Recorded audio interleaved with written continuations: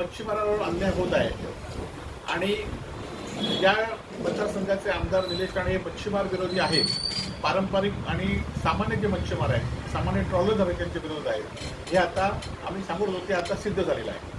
आपल्याला माहिती असेल की गेल्या वर्षभरामध्ये पालकमंत्री आणि मत्स्य विकास मंत्री सातत्याने सांगतायत की सिंधुदुर्ग जिल्ह्यातले किंवा राज्यातील LED आपण पूर्णपणे बंद करू, पर्सनेट पूर्णपणे बंद करू. परंतु फक्त 10-12 ह्यांच्यावर कारवाई झाली LED धारकांवर आणि अनेक LED धारक आजही दिवसा ढवळ्या आज समुद्रामध्ये किनाऱ्यावर दिसणाऱ्या अंतरावर आहे. आणि एकीकडे अधिकाऱ्यांशी चर्चा केल्यानंतर अधिकारी सांगतायत, आधीच सांगतायत की एकीकडे पालकमंत्री आदेश देत आहेत LED पकडा म्हणून आणि दुसरीकडे इथले आमदार, रत्नागिरीचे आमदार त्यांना सोडा म्हणून सांगतायत. आज आपण बघितलं असाल की सिंधुदुर्ग जिल्ह्यातले अनेक LED धारक आहेत जे संख्या त्याची कमी आहे, परंतु त्यांचे LED बोटी त्यांचे जास्त आहेत.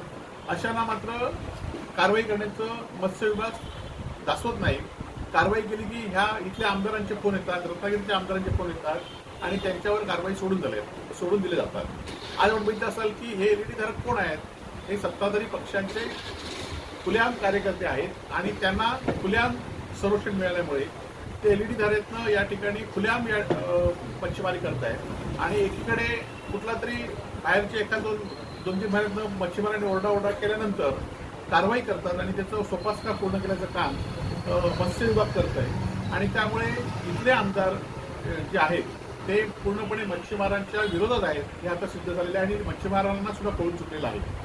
गेल्या दीड वर्षाच्या कालावधीमध्ये सिंधुदुर्ग जिल्ह्यामध्ये मच्छीमारांचे अनेक प्रश्न तसेच प्रलंबित आहेत.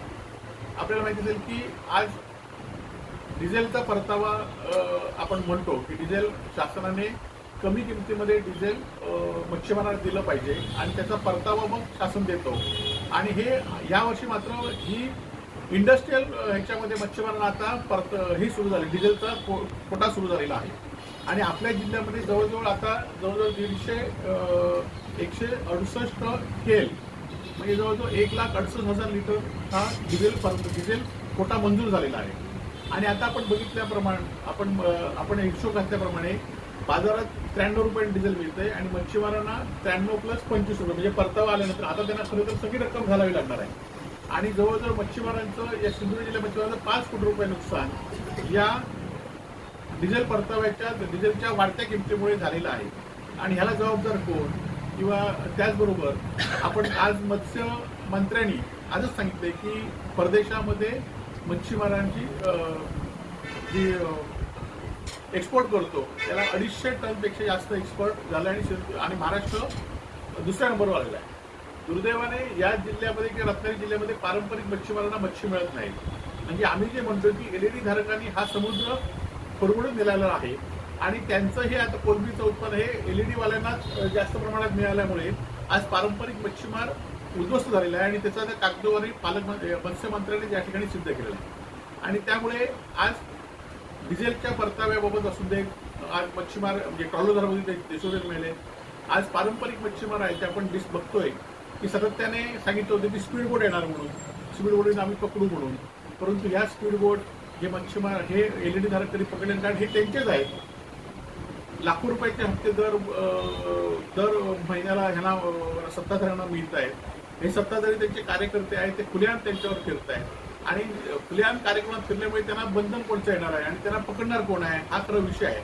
त्यामुळे इथल्या आमदारांनी किंवा इथल्या मंत्र्यांनी, इथल्या खासदारांनी या मच्छीमारांना वाऱ्यावर सोडलेलं आहे. असं असलं तरी शिवसेना उद्धव बाळासाहेब ठाकरे पूर्णपणे त्यांच्या पाठीशी आहे. मी असू देत, परशुराम उपरगंजी असू देत किंवा हरिगुप्रेकर बाबीजोगी असू देत, आम्ही या मच्छीमारांच्या पूर्ण पाठीशी आहोत. आणि येणाऱ्या काळामध्ये मच्छीमारांना घेऊन आम्ही निश्चितपणे या मत्स्य विभागाच्या विरोधात तीव्र असं आंदोलन करू. आणि या मच्छीमारांना गेल्या 10 वर्षापूर्वी जेव्हा आम्ही आलो सत्तेत त्यावेळी जसा न्याय दिला होता तसाच आम्ही विरोधी पक्षात असलो तरी सत्ताधाऱ्यांच्या या हप्तेखोरीला आम्ही निश्चित पाबंद आणू. आम्ही मच्छीमारांच्या पाठीशी आहे. मच्छीमारांनी सुद्धा आता त्यांना कळून चुकलंय की कोण या मच्छीमारांना, या पर्सेंट धारकांना, LED धारकांना कोण पाठिंबा देतोय.